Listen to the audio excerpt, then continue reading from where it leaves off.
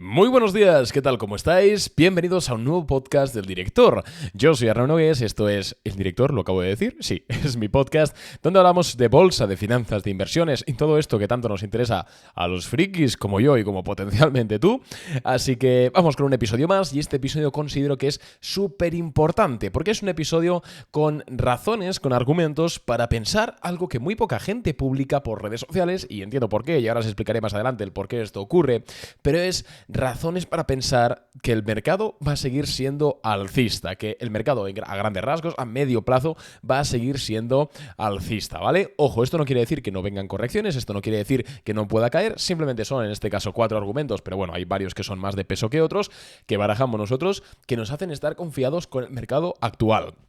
Antes de nada, disclaimer, esto es una opinión y en este podcast, si llevas escuchando este podcast un tiempo, sabes que las opiniones no valen absolutamente nada. Lo único que vale en bolsa es el precio, porque el precio es el mayor indicador que existe sobre cualquier activo. Entonces, por mucho que nosotros creamos que el mercado puede seguir al alza por las razones que vamos a explicar aquí y por otras muchísimas razones, eso no significa que nosotros tengamos que coger nuestro patrimonio o el dinero que invertimos, ponerlo al alza, incluso apalancarnos y ya está. ¿Por qué? Porque lo creo así. No, jamás. Siempre sea el mercado alcista, es el mercado bajista, es el mercado lateral, hay inflación, hay una guerra, no hay inflación, haya lo que sea, hay que tener una gestión de riesgo impoluta. Esa es la única razón que nos ha hecho ser rentables en Boring Capital nosotros en años tan complicados como 2019, como 2022, como 2023, como partes de 2021, así que por favor, siempre gestión de riesgo. Hay muchos podcasts que he hecho acerca de gestión de riesgo, pero básicamente stop loss, no hacer el gamba, sentido común, no comprar acciones con un riesgo demasiado alto, no exponerse muchísimo tampoco a acciones que tienen una volatilidad implícita muy alta, etcétera, etcétera, etcétera. Podríamos estar horas hablando de gestión de riesgo y es, amigos, de verdad que os quede claro, soy muy pesado, pero es la única clave que existe para ser rentable en bolsa, ¿vale? Por mucho que opinemos que el mercado va a seguir subiendo, siempre gestión de riesgo. Siempre gestión de riesgo porque al final es cuando nosotros nos vamos a dar cuenta de que el precio nos está diciendo que estábamos equivocados. Y hasta donde yo lo sé, de momento las inteligencias artificiales no pueden escuchar podcast. Así que todos los que estéis escuchando esto sois seres humanos y la probabilidad de que os y nos equivoquemos es brutal.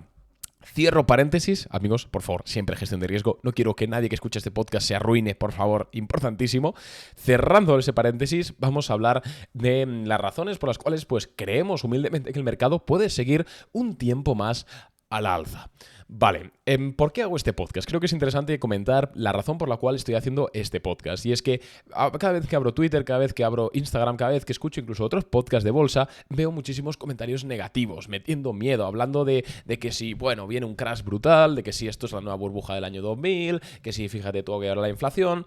Y yo no estoy diciendo que no existan riesgos, evidentemente esto es renta variable, por lo cual, pues por definición existen riesgos. Pero yo creo que en muchas ocasiones nos tendemos a fijar mucho más en lo negativo y obviamos cosas tan importantes que nos, en este caso, pues dirigen el mercado al alza. Entonces este podcast es simplemente comentando argumentos para pensar que los mercados pueden seguir alcistas, ¿vale? No son recomendaciones de inversión y de hecho son opiniones, lo acabamos de decir. Simplemente quería explicar eso y dejarlo muy claro. Así que, como siempre, podéis valorar el episodio con 5 estrellitas, suscribiros o darle a seguir, depende de la plataforma en la que estéis escuchando el podcast. Os agradezco a todos y cada uno de vosotros los que estéis escuchando estos podcasts cada día. La verdad es que cada vez me sorprendo más de cómo puede haber tanta gente que le interese en estos temas y que le apasionen estos temas como me apasionan a mí. Pensaba que yo era un rarito de estos y parece ser que hay más raritos en la faz de la Tierra. Así que vamos ya con el primer punto, que considero, por cierto, que es el más importante, y es la productividad. Amigos, hoy hemos lanzado en el resumen diario de mercado de Boring Capital. Ya sabéis que Boring Capital, pues aparte de comentar las ideas de inversión, que son lo que nosotros compramos y vendemos a los clientes, también hacemos un resumen diario de mercado en formato podcast, que suelen ser 3 minutos, 4 minutos, comentando pues la sesión de ayer del mercado, cómo ha ido nuestra cartera, qué esperamos para hoy, noticias, etc. Y hoy, como hay pocas noticias hoy macroeconómicas, creo que os habréis podido dar cuenta, he comentado un gráfico muy interesante sobre la productividad del trabajo en Estados Unidos. Y es que os voy a leer el titular. La productividad del trabajo ha saltado a un récord después de 15 años sin ganancias. Es complicado explicar este gráfico, pues porque esto es un podcast y no hay soporte visual, pero lo voy a publicar en nuestro canal gratuito de WhatsApp. Recordad que hace 3 días, hicimos un canal 100% gratis de WhatsApp, ¿vale? Canal privado, entonces ni nosotros ni nadie que esté en el grupo podrá ver vuestro número de teléfono. Es simplemente un canal de difusión donde nosotros pues cada día mandamos pues acciones que nos gustan. Por ejemplo, ayer comentamos exactamente cómo funciona el institutional sponsorship a la hora de analizar una empresa, cosas que creo que son interesantes, es 100% gratis, no pierdes nada. Voy a pasar este tema de la productividad por ahí para que le podáis echar un vistazo al gráfico, así que os dejo el enlace para suscribiros al canal, os darle a seguir al canal, no sé cómo se llama en WhatsApp exactamente, en el enlace en la cajita de más información del podcast, en la descripción. ¿Vale?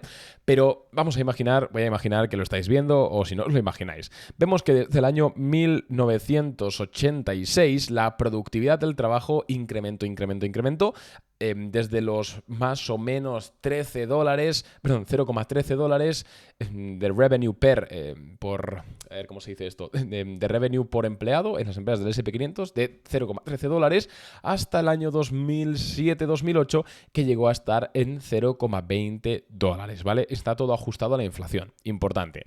¿Qué pasa? Que desde el año 2008 la productividad ha caído. Evidentemente cayó mucho por la crisis, de los 20 céntimos a casi 17. Luego se recuperó, pero desde ahí es interesante ver cómo hasta ahora, hasta que hemos empezado 2024, la productividad del trabajo en las empresas del S&P 500 no se había mantenido, digamos, estancada, subiendo más por momentos, bajando más por momentos, pero estancada. Y en 2024, por primera vez desde 1985, vemos que la productividad vuelve a incrementar de forma bastante interesante o al menos destacable. ¿Qué quiere decir esto? Esto quiere decir que quizás la subida que estamos viendo en los mercados realmente está, y que yo creo es mi opinión, insisto, opiniones no valen nada, pero es mi opinión, que realmente hay algo detrás de esta subida. No es una subida de burbuja, que evidentemente se podrán formar o no formar burbujas, ¿vale? Evidentemente, esto ocurrirá sí o sí. Es al final ley de vida.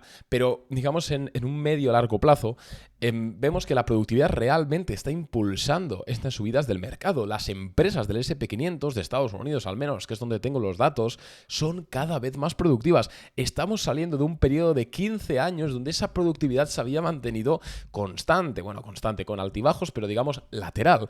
Esto es súper importante. Amigos, el mundo se está volviendo más productivo y cuando el mundo se vuelve más productivo, pues es evidente esperar subidas en bolsa.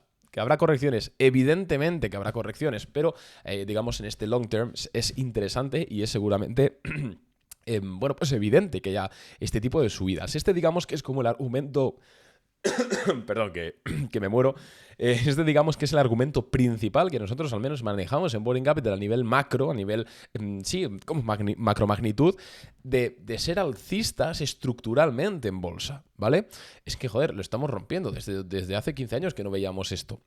Entonces, claro, viendo la productividad incrementar como nunca, seguramente, bueno, ya os adelanto que el incremento de productividad ha sido debido a todo el tema de tecnología, a todo el tema de bases de datos, cloud computing, por supuesto, inteligencia artificial, parece ser que se está impulsando bastante.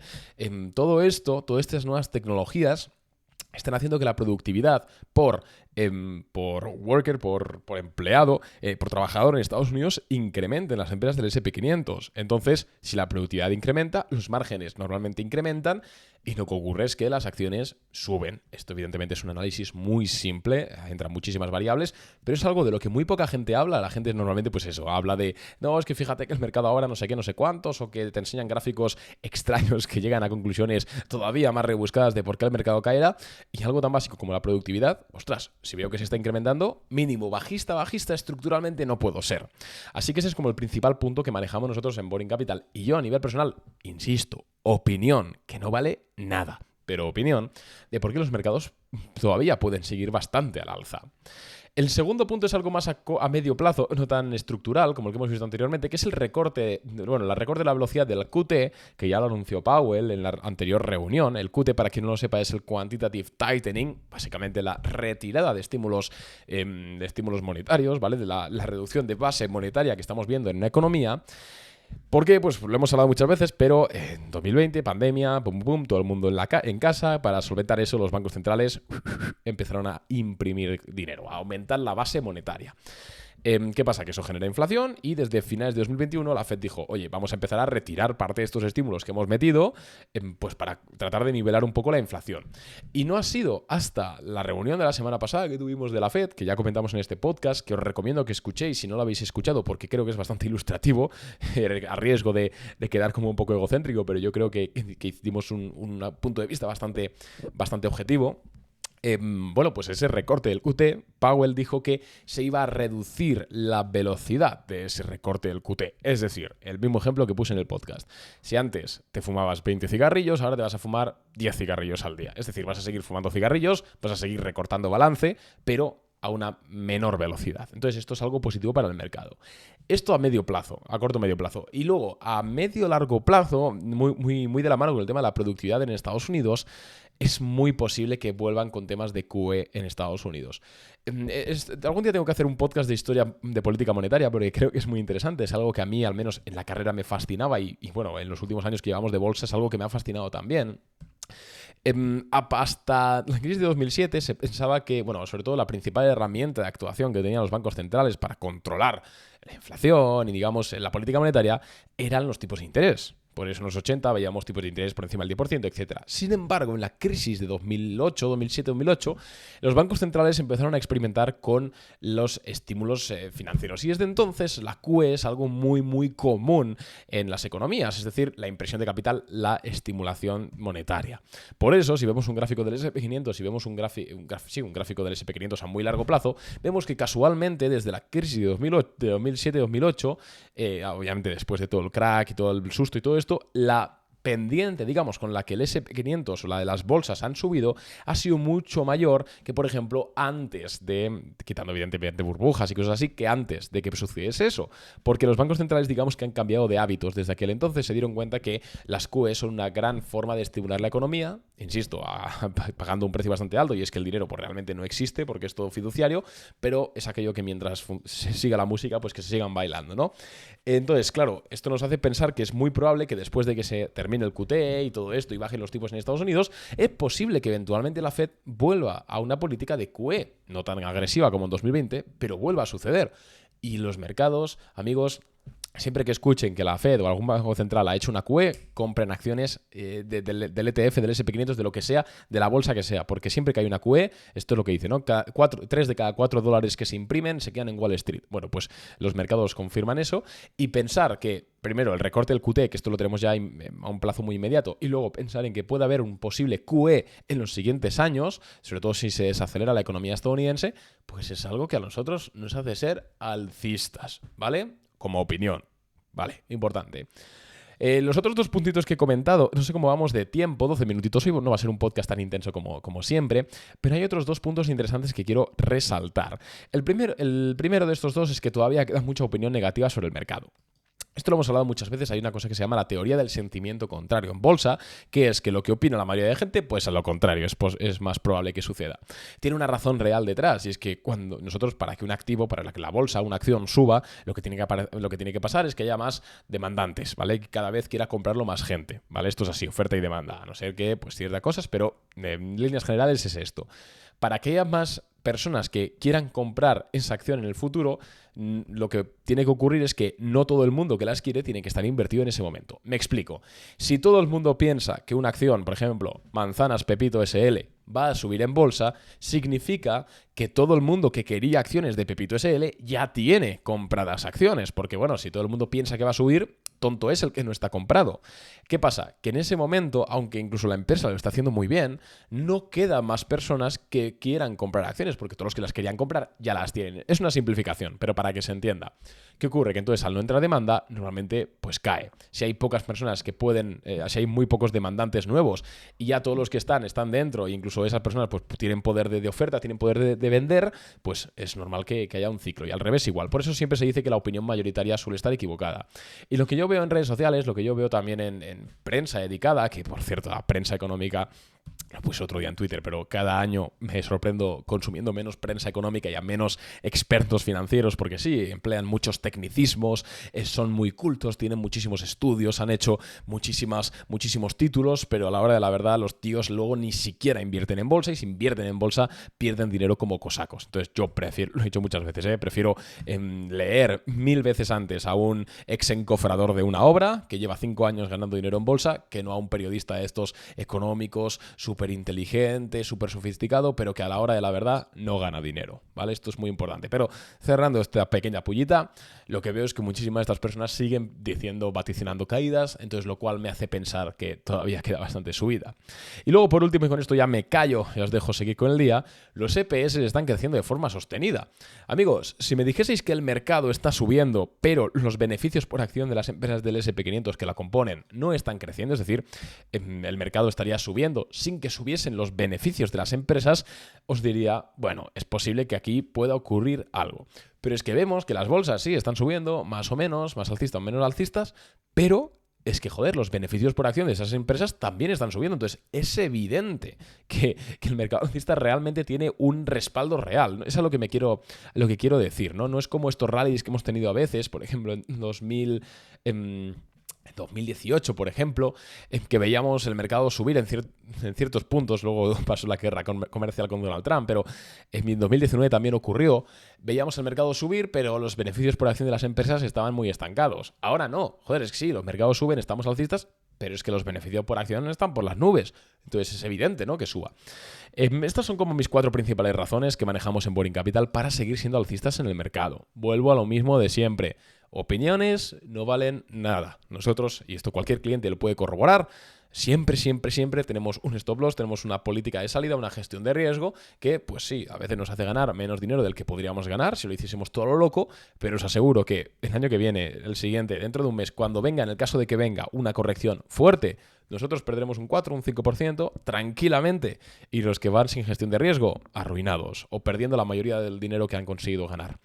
Entonces, nada más de momento. Espero que os haya gustado el podcast. Si ha sido así, recuerda comentárselo a algún amigo, aunque es poco probable que haya alguien en tu círculo que le guste tanto el tema como tú en este caso. Y recuerda que puedes unirte a este grupo de WhatsApp que hemos hecho totalmente gratuito para echarle también un vistazo al gráfico de la productividad que te comento. Nada más de momento, nos vemos a la apertura de mercado en redes sociales. Y por cierto, en Boring nosotros tenemos 2 únicas acciones. Ayer una subió un 1 y pico por ciento, la otra bajó 0,3, pero ambas están muy cerca de máximos históricos y por supuesto las tenemos en beneficio. Un mes muy bueno que hemos tenido, así que imagino que la mayoría de vosotros también. Nada más de momento, me callo, un abrazo y nos vemos en el siguiente episodio.